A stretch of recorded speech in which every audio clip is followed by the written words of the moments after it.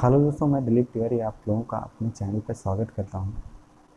तो जैसा कि इस समय कोरोना वायरस भारत में ही नहीं पूरी दुनिया में एक सबब बनता जा रहा है, एक चिंता का विषय बनता जा रहा है। तो आज हमारा जो ये वीडियो है कोरोना वायरस या कोविड-19 के ऊपर आधारित है। तो आई होप, मुझे उम्मीद है कि मेरे द्वारा दी गई जानकारी से आप ज़रूर कुछ ना कुछ सीखेंगे। तो प्लीज़ वीडियो को पूरा देखिएगा और वीडियो को लाइक करिएगा, चैनल को सब्सक्राइब करिएगा।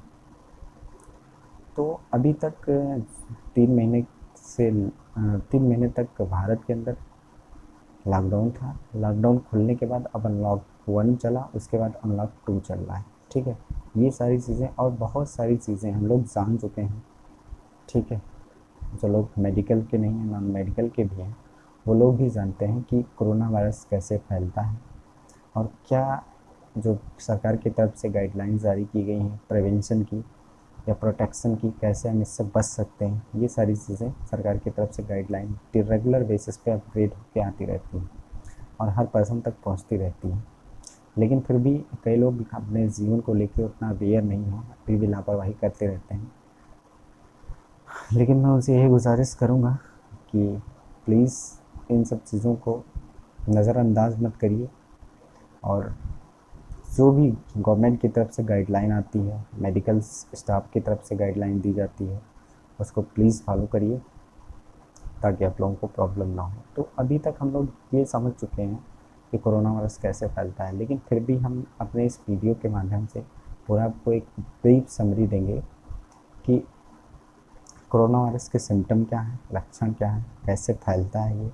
ठीक है, और इसका कोई स्पेसिफिक ट्रीटमेंट नहीं है, तो बचाव ही एक तरीके से कह सकते हैं उपाय है। ठीक है, अगर हम बचाव करेंगे तो इस बीमारी से काफ़ी हद तक अपने आप को सेफ या सुरक्षित रख सकते हैं। तो कोरोना वायरस अगर फैलने की बात करें तो अभी इसमें कई भ्रांतियां हैं। कई लोग कहते हैं, अभी तक जो स्टडीज़ आई थी वो कह रहे थे कि ये ड्रॉपलेट इन्फेक्शन है, स्नीजिंग एंड कफिंग से फैलता है। मतलब अगर कोई इंसान छींक रहा है या खांस रहा है तो उससे जो ड्रॉपलेट निकलता है वो किसी नॉर्मल हेल्दी पर्सन को अगर उसके कांटेक्ट में आता है तो उसको भी ये प्रॉब्लम हो सकती है, वो भी कोविड-19 से अफेक्टेड हो सकता है। इसके इंक्यूबेशन पीरियड की बात करें तो 14 दिन, 7 डेज़ के अंदर सिम्टम्स जो हैं आने लगते हैं और 14 दिन के लिए क्वारंटीन भी किया जाता है, आप लोगों ने सुना होगा। ठीक है, आसपास न्यूज़ में, टीवी में देखा होगा। तो लेकिन अब जो नई स्टडीज़ आ रही हैं उसके माध्यम से ये पता चल रहा है, कई यूनिवर्सिटीज़, कई मतलब वैज्ञानिक ने WHO को लेटर भी लिखा है कि ये एयरबॉर्न डिजीज़ है, हवा के माध्यम से फैलती है। अगर ऐसा कुछ है, ठीक है, क्योंकि हम लोग तो स्टडीज़ करते नहीं इन सब चीज़ों पे, अगर ऐसा कुछ है तो ये काफ़ी गंभीर विषय है और ये चिंता का विषय है। अगर ऐसा हो रहा है, ये एयरबॉर्न डिजीज़ है कोविड-19, तो बहुत ज़्यादा डेंजर मोड में ये डिज़ीज़ है और काफ़ी ज़्यादा प्रॉब्लम हो सकती है। ठीक है, क्योंकि पूरी दुनिया इस समय अनलॉक की तरफ बढ़ रही है, हर चीज़ खुल रही है। पहले लॉकडाउन था, सोचा गया लॉकडाउन से किसी हद तक इस बीमारी से बचा जाएगा, लेकिन अभी तक ऐसा कुछ अच्छा रिजल्ट नहीं आया लॉकडाउन का। हाँ, हम ज़रूर ये कह सकते हैं कि लॉकडाउन से कहीं ना कहीं मुझे कुछ, हमारी कंट्री को कुछ ना कुछ फ़ायदा ज़रूर हुआ है। हम लोगों ने चीज़ों से कैसे लड़ा जाए ये ज़रूर सीख लिया है, या इस बीमारी से कैसे लड़ा जाए, बचा जाए, ये ज़रूर सीखा है। ये तो हो गए सिम्टम की बात। ठीक है, लक्षण क्या है इसमें? माइल्ड फीवर है। तो ट्रांसमिट कैसे होता है, अब बात करते हैं सिम्टम की, तो हमको 100 से 100, 102, 104, 3 फ़ारेनहाइट फीवर हो सकता है। ठीक है, हेडेक होगा, फटीग होगा, मांसपेशियों में पूरा पेन होगा। ठीक, और भी बहुत सारी प्रॉब्लम हो सकती है, जैसे कॉन्स्टिपेशन है, डायरिया है, ये सारी प्रॉब्लम आपको हो सकती है। स्किन रेसेस भी देखा गया है और आपको खांसी रेगुलर आएगी। ठीक है, पहला आप एक मेजर सिम्टम की बात करें तो आपको हाई फीवर, 100 के ऊपर फीवर आपको आएगा, और कफिंग आपको कंटिन्यू रहेगी, ठीक है। और राइनिंग नोज़ भी अब तो नया सिम्टम जुड़ चुका है। तो यहाँ पे आइडेंटिफाई करना लोगों को थोड़ा क्रिटिकल हो रहा है। इस वजह से अब, क्योंकि जो बंदा इन्फेक्टेड भी है वो समझ नहीं पाता है, पैरासीटामॉल उसने खा लिया प्लेन, तो बहुत सारे प्रिकॉशन ले रहा है, तो वो चीज़ें समझ में नहीं आती हैं कि ये बंदा कोविड-19 से इन्फेक्टेड है या नॉर्मल से। तो गाइडलाइन तो बहुत सारी चीज़ें हैं कि हाँ ये सिम्टम है, लेकिन चीज़ें पता नहीं चल पाती हैं। तो मेरा लक्षण के साथ ये मानना है कि जिस भी पर्सन को, चाहे वो मैन हो या वुमेन हो, अगर फीवर आ रहा है, ज़ुकाम है, रनिंग नोज़ है, ठीक है, खांसी आ रही है, ब्रीदिंग डिफ़िकल्टी हो रही है, हेडेक है, पूरा बॉडी पेन हो रहा है, लूज़ मोशन या कॉन्स्टिपेशन या फिर डायरिया जैसी कंडीशन हो रही है, तो वो प्लीज़ अपने आप को एक अलग आइसोलेशन रूम में रखें, 7 दिन तो कम से कम रखें। मेडिकेशन आप लेते रहिए, वो अलग बात है, ठीक है, हो सकता है वो नॉर्मल फ्लू हो या फिर ऐसे माइल्ड फीवर रहा हो, चला जाए, लेकिन उससे क्या होगा कि जैसे मान लीजिए क्योंकि ज़ुकाम जो है, ठीक है, वो भी राइनो वायरस से फैलता है, वो एक वायरस ग्रुप का ही वायरस है, ठीक है। तो वो भी, अगर जैसे आपको ज़ुकाम हुआ है तो आप स्नीजिंग करते हैं, कफिंग करते हैं, तो वो ड्रॉपलेट इन्फेक्शन के थ्रू दूसरे पर्सन को भी हो सकता है, तो वो ज़ुकाम फिर पूरी फैमिली में स्प्रेड हो जाएगा, तो प्रॉब्लम होगी, ठीक है। तो इस समय जिस भी बंदे को कोई प्रॉब्लम हो तो प्लीज़ अपने आप को आइसोलेट करें, और आइसोलेट बहुत ज़्यादा ज़रूरी है। अब तीसरी चीज़ आती है, कुछ इम्यूनिटी इन्हांस के समय काफ़ी ट्रेंड चल रहा है, लोग बताते हैं कि इम्यूनिटी बढ़ाइए तो आप कोविड-19 को डिफेक्ट कर सकते हैं, डिफीट कर सकते हैं, सॉरी। तो बिल्कुल इम्यूनिटी अगर आपकी बेटर रहेगी, कोई भी डिजीज़, कोविड-19 ही नहीं है, चाहे वो आपको कैंसर हो, चाहे आपको और भी कोई बीमारी हो, जब आपकी इम्यूनिटी मजबूत है, जैसे अगर आप एग्ज़ाम्पल से समझिए कि अगर आपका घर मजबूत है तो आप भूकंप चाहे जितना आए आपका घर नहीं गिरेगा। एक बहुत ज़्यादा हैवी भूकंप ना आ जाए तब तक आपका घर नहीं गिरेगा।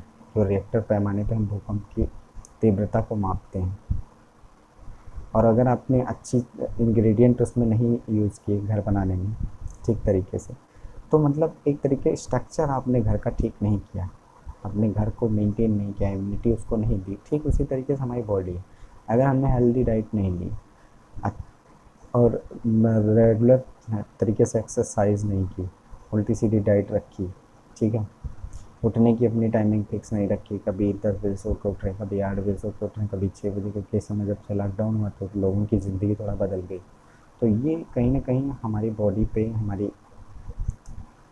पूरी लाइफ स्टाइल पे इफ़ेक्ट पड़ता है, और इससे भी हम प्रॉब्लम में पड़ सकते हैं। तो ये सारी चीज़ें, और इम्यूनिटी के लिए आप इस समय अगर बात करें तो वैसे भी नॉर्मल तरीके से आप जब मॉर्निंग में उठिए तो बॉइल्ड वाटर लीजिए, ठीक है, गर्म पानी पीजिए, और रात के समय आप मिल्क के अंदर टर्मरिक हल्दी डाल के पीजिए, ये सारी चीज़ें ज़रूरी हैं।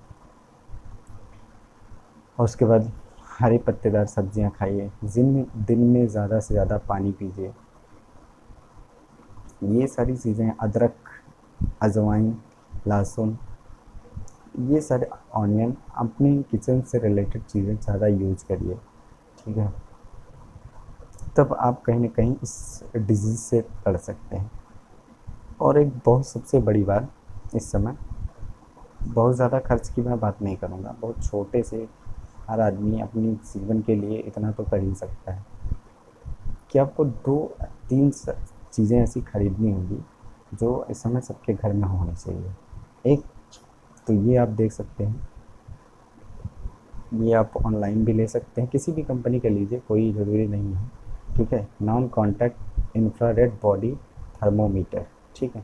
इसको आपको करना क्या है कि जैसे किसी भी पेशेंट सस्पेक्टेबल केस है तो आप उसको दूर से ही अपनी फैमिली में भी और किसी अदर पर्सन को भी दूर से ऐसे करके चेक कर सकते हैं। यहाँ पे आपको बॉडी टेम्परेचर आ जाएगा, उसके बाद हटा लीजिए। ठीक है, ये बहुत ज़्यादा कास्ट करेगा तो 2500, 2000, 3000 जो भी मिले आप देख लीजिएगा ऑनलाइन पे जाके। ठीक है, ये मशीन सब लोग अपने घर में ज़रूर रखिए। ठीक है, इस मशीन का नाम मैं एक बार आपको फिर से बताना चाहूँगा, non contact infrared body thermometer. ठीक है, आप अमेज़ॉन, फ्लिपकार्ट किसी से भी खरीद सकते हैं या फिर कहीं शॉप पे मिल जाए तो इसको ज़रूर रखिए। और अपनी बॉडी टेम्परेचर फैमिली मेम्बर के भी और अपने भी खुद टेस्ट करते रहिए।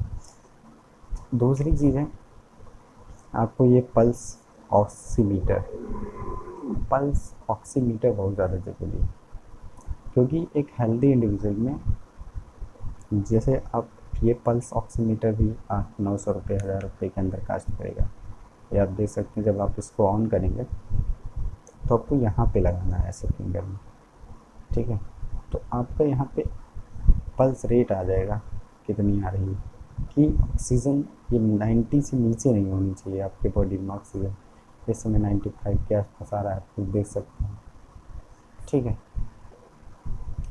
तो ये सारी चीज़ें हैं, आपके बॉडी के अंदर ऑक्सीजन और आपकी पल्स रेट आपको पता होनी चाहिए। ये दूसरा हमने आपको बताया था पल्स ऑक्सीमीटर, ये दो चीज़ आप ज़रूर खरीद लीजिए, क्योंकि अगर आपका पल्स ऑक्सीमीटर के अंदर 90 से नीचे ऑक्सीजन जा रहा है, ठीक है, दिखाई दे रहा है, तब आपको दिक्कत है, तब आपको डॉक्टर से बात करनी चाहिए, डॉक्टर को दिखाना चाहिए। या फिर जो भी कोविड, कोई ज़रूरी नहीं कोविड ही हो, आप डॉक्टर से संपर्क तो ज़रूर कर लीजिए। ठीक है, और कुछ एंटीबायोटिक्स हैं, पैरासीटामॉल प्लेन आप अपने घर पे रखिए।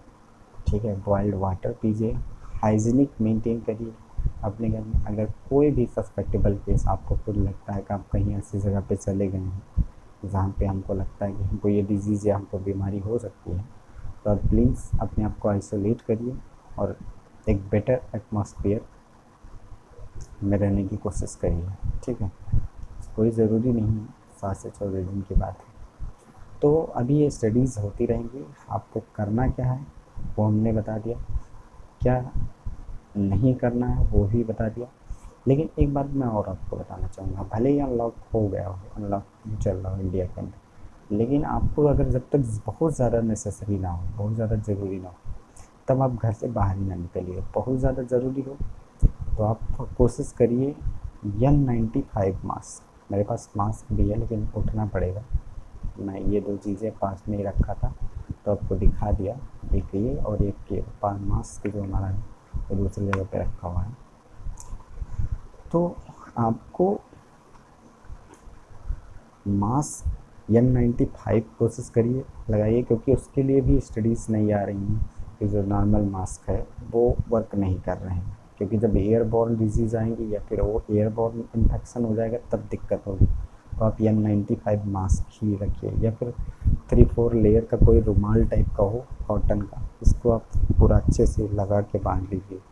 लेकिन याद रहे जो फ्रंट वाली लाइन है उसको आप हमेशा एक मार्क कर लीजिए कि फ्रंट आगे रहेगा, बैक साइड पीछे रहेगा, ताकि जब आप उसको लगाते हैं तो इन्फेक्शन आपके वो बाहर वाली layer, outer layer, inner mouth में और नोज़ पे ना लगे। तो इन सब चीज़ों का ज़रूर ध्यान रखिए और अपने और अपने परिवार का ख्याल रखिए। आई होप मेरे द्वारा दी गई जानकारी आपको समझ में आई होगी और आपकी लाइफ में, आपकी ज़िंदगी में कहीं ना कहीं इससे ज़रूर थोड़ा बहुत फ़ायदा होगा। तो प्लीज़ मेरी वीडियो को लाइक करिए, चैनल को सब्सक्राइब करिए। Thank you.